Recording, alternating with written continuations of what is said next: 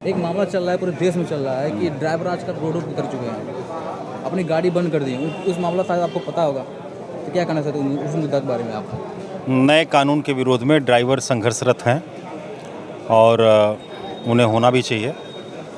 कानून बनाने की जो प्रक्रिया है वो हम सब उससे वाकिफ़ हैं, लेकिन ये जो कानून बदले गए हैं, तमाम नए कानून बनाए गए हैं, ये किस दशा में कैसे बनाए गए हैं, पूरी प्रक्रिया का वहाँ पे पालन हुआ है नहीं हुआ है, इस पर भी ज़रा गंभीरता से सोचने की ज़रूरत है। अभी आपने देखा कृषि कानून, 3 कानून कृषि के बनाए गए और कहा गया कि किसानों के हित में ये कानून है।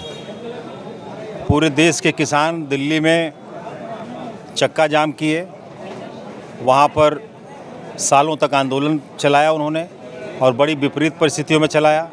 7 से 750 किसान लगभग अब शहीद हो गए वहाँ पर। और उसके बाद कानून बनाने वाले ने पूरे देश से हाथ जोड़कर माफ़ी मांगी और कहा कि मुझसे गलती हो गई।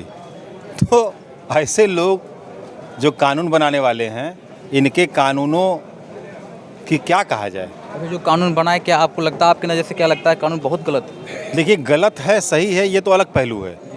कानून बनाने की एक प्रक्रिया होती है, उस प्रक्रिया में विपक्ष को भी शामिल किया जाता है, उसकी प्रतियां बढ़ती हैं, लोगों से वाद विवाद होता है सदन में, उसकी अच्छाइयों पर चर्चा होती है, बुराइयों पर चर्चा होती है और तब उसके बाद वो पारित होता है, आगे जाता है। तो विपक्ष को बाहर निकाल करके विपक्ष शून्य करके जो कानून बनाए गए हैं, तो निश्चित तौर पर वो कानून जनता के हित में तो होने नहीं है।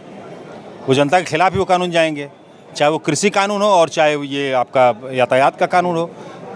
अगर हित में रहता तो आज जो रोड पर उतर रही है जनता, उतर रही है, जो ड्राइवर भाई लोग हैं उतर रहे हैं, आप बताइए, शायद ऐसा नहीं होता। आप बताइए कि एक्सीडेंट का प्रतिशत अगर देखा जाए तो भारत में, मैं समझ रहा हूँ, मेरे पास सही आंकड़ा तो नहीं है, लेकिन बहुत ज़्यादा एक्सीडेंट होते हैं यहाँ पर। तो उसके कारण क्या सिर्फ ड्राइवर हैं? सिर्फ ड्राइवर तो है नहीं, ट्रक के ड्राइवर जो 10 चक्का 12 चक्का चला रहे हैं, सिर्फ इन्हीं का तो दोष होता नहीं है। और यूरोपियन कंट्रीज़ में आप देख लीजिए कि बड़ी शानदार व्यवस्था वहाँ पर है और एक्सीडेंट का जो प्रतिशत है वो बहुत मामूली है, बहुत नॉमिनल है। तो आपने अपने बच्चों को शुरू से सड़क पर चलने का तरीका, गाड़ी चलाने का तरीका, साइकिलिंग करने का तरीका, क्या इसकी शिक्षा आपने शुरू से दिया है? नहीं दिया है। अब अगर आप कानून बना करके एक्सीडेंट होने पर किसी को फांसी चढ़ा देंगे, कहीं एक्सीडेंट कर, कौन इस बात का निर्णय करेगा? आप कह रहे हो अगर आप उसकी इलाज कराओगे तो आधा सज़ा आपकी, मतलब क्या तमाशा है? तो उसमें तो इंक्लूड हो जाएगा, जब आप लाओगे उनके वो कराने के लिए, तो आप खुद को जो है अपने आप को दोषी मान लोगे आप। यहाँ साहब ये इसी ने जो है वो एक्सीडेंट किया हुआ है, इसी का दोष है, अब सज़ा इसकी आधी कर दी जाए, तो कौन जाएगा इलाज कराने के लिए? इस तरह से कोई इलाज कराएगा? तो कानून बनाने के लिए बड़ी अकल की ज़रूरत होती है और निश्चित तौर पर आज अंबेडकर जी को तमाम लोग अनाप शनाप बोल देते हैं, गांधी जी को अनाप शनाप बोल देते हैं, पूरा का पूरा आपने देखा कि एक सीरीज चल जाती है गाली देने की। लेकिन ये बड़े अक्लमंद लोग थे, इनके दिमाग में भारत की, देश की गरीब जनता और ज़मीन से जुड़े हुए लोगों की समस्याओं से ये वाकिफ़ थे।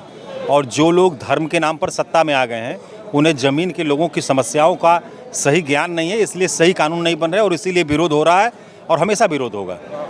क्या सरकार लगता है कि लोग जो विरोध कर रहे हैं रोडों पे आके, तो सरकार कानून वापस कर सकती है? भाई अब सरकार का तो क्या है, नोटबंदी सरकार ने किया और उसके बाद माफ़ी मांगा और कहा कि ये सारा का सारा जो है वो आतंकवाद ख़त्म हो जाएगा, ये ख़त्म हो जाएगा, वो ख़त्म हो जाएगा। उससे ज़्यादा काला धन आ गया कि नहीं आ गया? जी एकदम। पूरी पूरी अर्थव्यवस्था चौपट हो गई।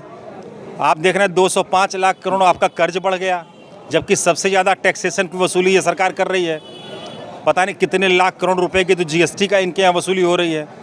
सारी वसूली नंबर 1 पर है, लेकिन कर्जा भी नंबर 1 पर। दुनिया में सबसे बड़े कर्जदार भारत है। तो इनका जो सिस्टम है ना, वो ऐसा लगता है कि इस फील्ड के जानकार लोग नहीं हैं, इन्हें कानून बनाना भी नहीं आता और चीज़ों को ढंग से जनता के बीच में ये ले भी नहीं जा पाते हैं।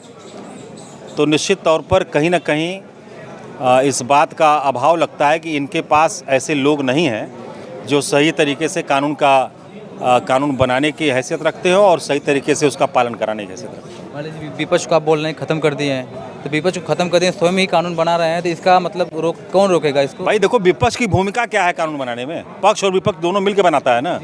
तो जब आप सदन ही खाली कर दोगे, सबको आप निकाल के बाहर कर दोगे, देखा नहीं आपने क्या तमाशा हो? जी, एकदम। ये लोकतंत्र है कि आपके खिलाफ अगर कोई आवाज़ उठा रहा है तो आप उसको एक लाइन में बाहर कर दीजिए। तो मतलब कहीं कोई गरिमा बची नहीं है। और इस गरिमाहीन व्यवस्था में जो भी कुछ पास हुआ है, जो कुछ भी आ रहा है, निश्चित तौर पर वो सारा आगे प्रश्नवाचक चिन्ह उसके लगेगा और आंदोलन होंगे और हो रहे हैं। हो ही रहे हैं। आज बिलेसा में हुआ है बहुत हाँ, मैंने सुना कि आज आजमगढ़ में भी लोगों ने चक्का जाम किया था। पूरे देश स्तर पे ये कार्यक्रम ड्राइवरों द्वारा चल रहा है। किस तरह से उनका जीवन चल रहा है ड्राइवर लोगों का, इसको भी तो गौर करिए आप।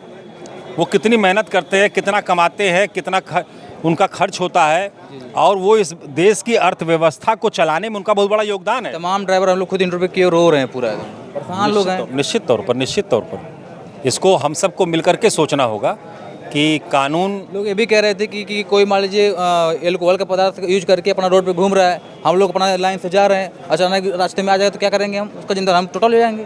भाई मैं कहता रहा हूँ कि एक्सीडेंट जो होता है वो किसी एक ट्रक ड्राइवर की गलती से नहीं होता है। आपने कोई इस तरह की यहाँ व्यवस्था नहीं किया हुआ है कि बच्चा कक्षा 1 से रोड पे चलने का उसको आपने कोई कोर्स कराया हो, कहीं कोई उसको कोई किताब उसके लिए आपने उसको स्कूलों में चलवाई हो, कोई व्यवस्था नहीं है। तो ये जो इसका जो रूट काज है, जैसे हमारी दिल्ली की सरकार इन चीज़ों पर बहुत ही गंभीर है। बच्चे अगर कम नंबर आने पर अपनी जान न दे दें, इसके लिए भी वहाँ पर कोर्सेज चलाए जा रहे हैं। तो ये सारी चीज़ों का एक सिस्टम होता है। कानून धड़ से बना देने से और फांसी पे लटका देने से और बुलडोजर चला देने से ये चीज़ें थोड़ी ख़त्म हो जाएंगी। ये तो मतलब जैसे कोई शासक हुआ उसने चमड़े का सिक्का चलवा दिया, कोई शासक हुआ उसने राजधानी बदल दिया। तो ये इस तरह का काम देखने में आ रहा है जो हम लोग इतिहास में पढ़े हैं। तो लग रहा है कि वही चल रहा है पुराना वाला। बिल्कुल वही चल रहा है। देखिए, जब तक पढ़े लिखे लोग नहीं सत्ता में आएंगे, जब तक समझदार लोग नहीं आएंगे, कानून के विशेषज्ञ लोग नहीं आएंगे, अपने अपने क्षेत्रों के विशेषज्ञ लोग नहीं आएंगे, और जब तक ज़मीन की राजनीति ऊपर नहीं पहुंचेगी, तब तक इस तरह के दृश्य हम लोग को देखने को मिलते रहेंगे। अच्छा, जो कर रहे हैं लोग विपक्ष, मतलब जो केंद्र में इस समय है, अब लगता नहीं कि 2024 का जो चुनाव है उसमें इफेक्ट पहुँचेगा? अब देखिए, चुनाव जो आ रहा है, निश्चित तौर पर इन चीज़ों का असर तो उस पर पड़ेगा, और मैं उम्मीद करता हूं कि 24 में जनता, ये जो लोग जनता के विरुद्ध इस तरह के कानून बना रहे हैं, उन्हें सत्ता से बाहर करके अच्छे लोगों को सत्ता में पहुंचाएगी।